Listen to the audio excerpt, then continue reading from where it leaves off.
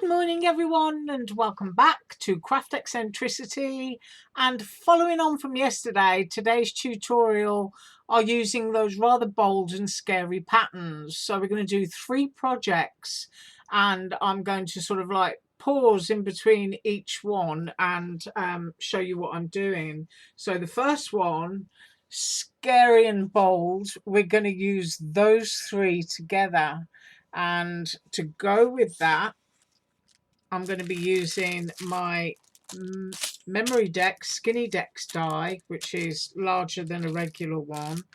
We're going to be using some wonderful sequin twine, Aliexpress again, and also one of my crystals from Zootone. And the reason for that is because I already did the cutter parts and I used some glossy accents on them, and on my rose I got a bubble. So here's one of the cutter parts that I did. It's highly shiny, but I've got a bubble, so I just stuck a crystal on it. So that's one of my bits. And I also did the lipstick, and of course I did these beforehand because glossy accents will take sort of like 30 to 40 minutes to dry. So I did the lipstick, and I also did the seals with a kiss. Now it has warped the paper a bit, but it doesn't matter because I'm also going to be using this. And if you remember what these are, this is an original. And I've actually got my paper piercer attached to the same piece of ball chain. But when these first came out, oh my goodness me, it was like there was nothing else on earth like it, and they just sold out. It didn't matter how many thousands came into a store, they were just gone. And as you know, it's a paper distresser, so I'm going to be using that to go along the edge. Right, but first off I'm going to go off and I'm going to do some die cutting. Right, so here it is, and we've got the tiger print. I do apologise for my camera today. It's very cold grey and rainy out there. There is the snake foil, and there is the black sort of like tattoo rose print. So you can see, you can't really make out that there's any snake there at all, but you can see that bit of gold foiling. And I've got to finish going around the edges of my little cutter parts here, and I'm just going to use my tool. If you haven't got one of these, you can use the edge of a pair of scissors, but whatever you do, just don't hurt yourself. So I'm just going to carry on going around the edge of this, and I will be back. Right, so I've done that, and if I can get a close up there, you can see all I've done is make the edges really scruffy, and I did exactly the same. Excuse my plaster, I hurt my finger in the garden. And I've done a lipstick, and I just left the little rose plain, and I'm probably just going to sort of like tweak the little flower petals. Now the next thing to complete this project is I need to build up the layers of this, and to do that I'm going to be using some Dollar Tree foam tape. So I'm just going to pop my layers up and I'll be back. Right, so I've done that, and that's popped up using the Dollar Tree foam tape, and you can see the layout in between there. So that's my first bit of dimension. But before I put any foam tape behind here, I need to run a thin border of this tape. This is I think it's a 5mm tape all around the edge so that I can stick down my sequin twine. So I'm just going to put the tape around, and then I'll be back to do the sequins. All done, and all I need to do is peel off the backer.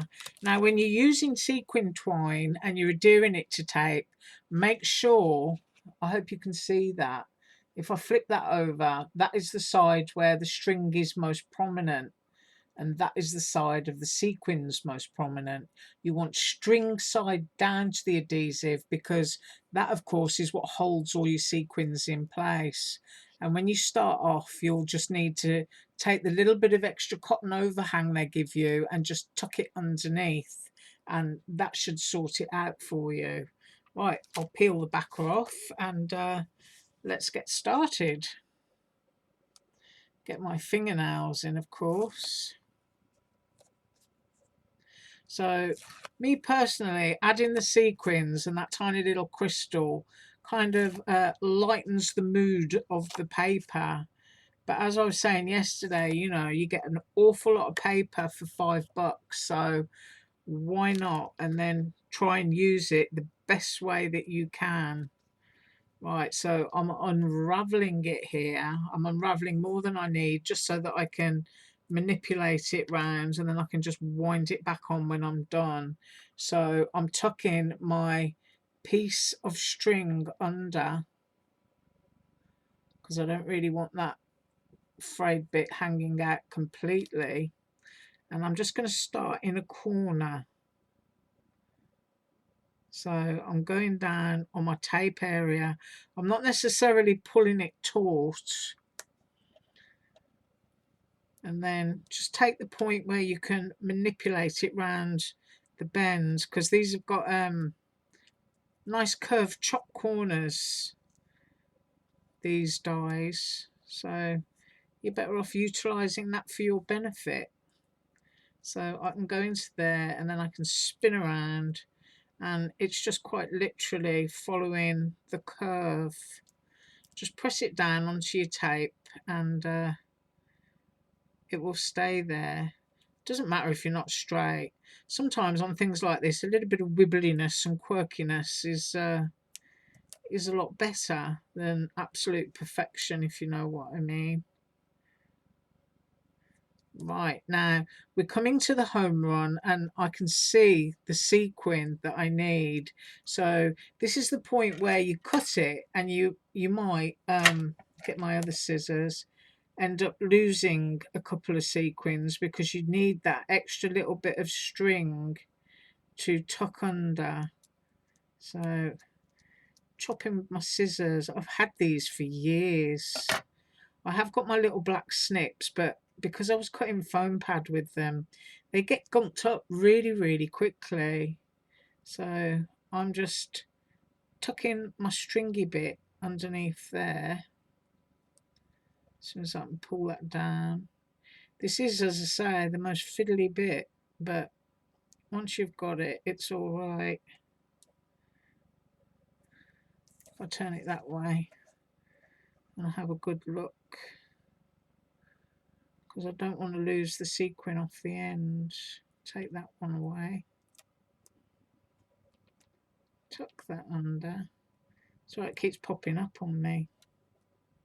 So I've got that, and you can see where it ends there. It's not the tidiest of things, but it doesn't matter. If you've got a little paper rose or something, you can pop that down.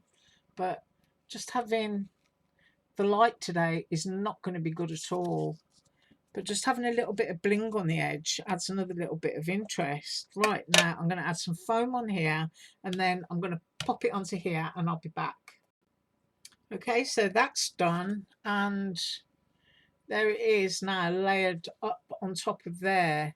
And you see, even though the light in my room today is absolutely dreadful, I will take a photo of these if I can with some better light on them, because the red just looks like it's fluorescent, and it isn't. It's almost a black red.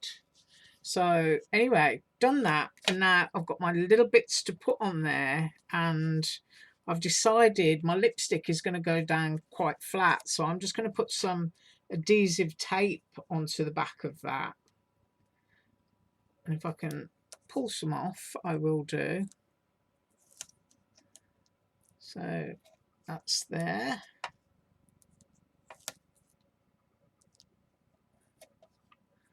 And that's there. And I suppose, you know, sort of like trying to fathom out where you want to have your arrangement when you're doing things. But I've decided at some point I'm actually going to put a sentiment up here. So I'm just going to go with that, and I'm going to go quite straight actually. I don't mind if it overlaps my sequins. So I'm having my lipstick there, And then I've got some foamy pads on this one, which, because it's got so much glossy accents on it, actually warp the cardstock. And I'm hoping that having this amount of foam pads on the bottom is going to help to hold it down a little bit straighter. We will see. But not to worry, because it's kind of like a tough chick thing anyway, as the paper describes itself. Now, I'm going to go like that. Yeah. Now, I do want to be able to put some kind of sentiment in there. So I'm going to pop my rose down there. And I've already put a sticky pad on it. So I've just peeled that off. And that's the one where I've popped the little tiny gemstone where I made the error of the bubble. So I'm going to have that there like that. So for me, that one is finished. All I need is some kind of sentiment going on up here. That would be a die cut, and I would probably do it in golds because I think golds would just complement this whole colour scheme. But, you know, considering that it was a paper pad that would scare a lot of people off, I don't think that's too bad. Right, I'm just going to pause now while I get the next set of paper to make the next thing. Right, so next up is the geckos that I showed you, and that sort of like rust orange background. And I've already pulled a cut apart out, which I may trim down completely, I'm not sure yet. And to do this one, I'm going to do a slimline, and I'm going to use the KS Craft slimline die. So this is going to be a slimline card. So what I'm going to do is I'm going to go off and do some die cutting, and I'll be straight back. Right, so I've die cut those, and I've got the two layers, the orange going at the bottom and then the wonderful lime green, which doesn't necessarily always show true on my camera. Get my words out. And this is the gecko that I want to concentrate on, because I'm going to fussy cut one out and double layer it up. And I also want to use some leaves. I've trimmed this down, and I want to pop that there so that it's kind of, well, it's going to be in the center, I think, or just off center, doesn't really matter. And then I've got my piece of paper here that I'm going to cut another gecko out of. But then on this bit here, even though I've got one going in the other direction that I'm not going to use, I want these two leaves. So I'm just going to cut those out with my trusty little scissors, and I'll be back. So I fussy cut that lizard out. I think it's a gecko, and I got carried away and cut a few leaves out because I thought they might be nice to kind of camouflage this one down here or something, or to have coming off of my sentiment. Haven't really decided that yet, but anyway, I have done that. My next thing that I need to do is pop this up on foam tape, and I'll be right back. Okay, so I've done that, and I've also got some foam tape on the back of here, and I've decided I want to put it, I think, about there, so it's not quite in the center. And there is a reason for that, and that is I'm going to use these leaves so it looks like that gecko is hiding under leaves, but this one is going to be popped up on pads and is going to be sort of like dimensional. So I'm just going to stick that one down, and I'll be straight back. So I peeled the back off the tape, but I decided I want to ink the edges. So that's basically what I've done. I've inked the edges on that, and now it's stuck to my finger because I'd pulled the back off. And I'm going to stand up so I can kind of try and position this straight. So please excuse me if I'm yelling into the mic. Right, I think it's straight. And I'm going to go for that there. Now what I need is my Dollar Tree glue, and I'm still standing up. I just squeeze a bit on my mat to make sure it's not blocked, and it isn't. And the first one what I want to put down is, you can see this one here, and I want to try and match that up. So with just a little bit of wet glue and not wanting really to hide that word, I'm going to pop that one on there. And then I think I'm going to sort of like fan this one out a bit and have that there. So I've got two little leaves there, and that gecko is hiding underneath. And then I'm going to go in with this one, just a little bit of Dollar Tree glue, sort of position it so you can still see and make out what the sentiment is. And then I've got this lovely one here that's got the orange bits on it. I was just trying to figure out then which way round it went. And I'm going to put that there. Yeah. Put that one on there. So now you see I've got my gecko. I hope that's showing up. Hiding under those leaves. This has got dimension. Now I use Dollar Tree foam tape to do this, but I'm going to use Dollar Tree foam pads to do the gecko. Now these are a lot deeper, so I'm going to need two pads on here, and that's just really quick to do. So I'm just grabbing two off so that he's going to be too deep, which means he'll stand up higher than the sentiment.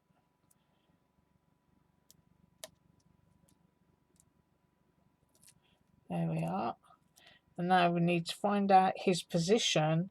And I usually do that by just putting one of the objects down like that. And there he is with his tail.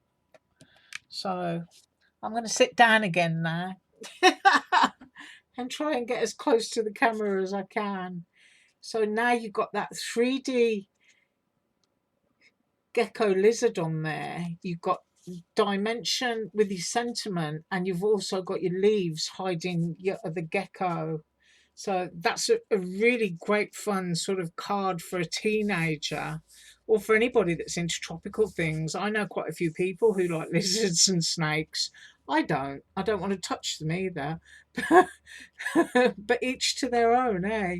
But it's really nice. So there was two sheets of paper that would have scared someone, and I think that's an absolutely great card. I absolutely love that. So now I'm just going to pause and we're going to do the third one. Right, for the third one, I'm going to be using these two sheets from the pack, the black and white one, the colour print. I've also got a sheet of pink cardstock there from my own stash, and it's a kind of pearlized finish. And I've also got the You and Me cut apart that I've cut apart. But I'm looking at this and I know I want to go kind of pink to colour. Okay. And then because of the black and white leaves, I want to go to black and white flowers.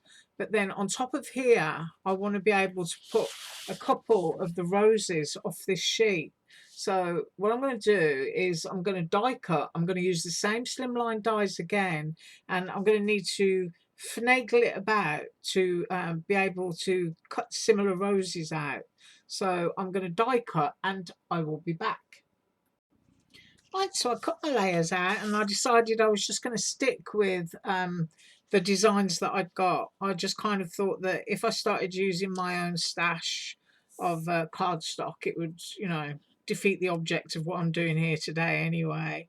So I've done that, and you've got the colour coming up behind the black and white, and then on the cut apart, I've got the colour coming up behind the Me and You, and I haven't decided yet exactly how I'm going to attach that, but I do like that you can see a whole black and white floral there, and I've fussy cut out 3 of the roses from the other part of that piece of paper, and I just think these are absolutely gorgeous. So it's just a matter of deciding exactly how you're going to have these on here, and I'm also going to add some dimension to them. I just think they're really pretty. So what I want to do is I want to ink the edges up, and I'm just doing that with my tool again because it just gives a little bit of definition when you knock the white edge off something when you fussy cut it out. I suppose it depends what kind of style you're going for, but I'll just finish doing the rest of those and I will be back.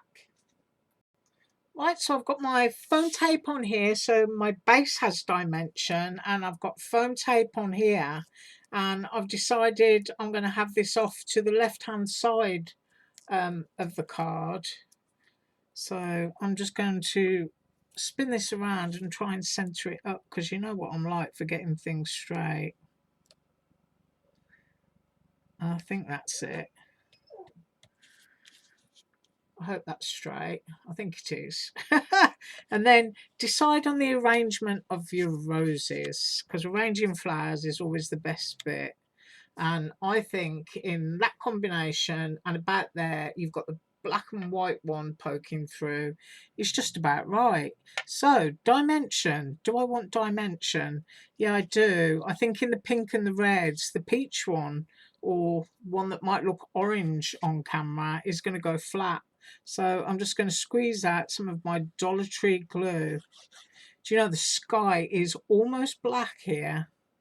I kid you not. So I want to see that peeking through. So I'm going to go about there. And I did ink the edges of my roses to make them, you know, stand out a bit from that white background. And now on here, just find out where I put my tape. I'm going to use some Dollar Tree tape. I'm just going to use a couple of pieces on here and go along. This stuff is awesome. You get 3 rolls in a pack.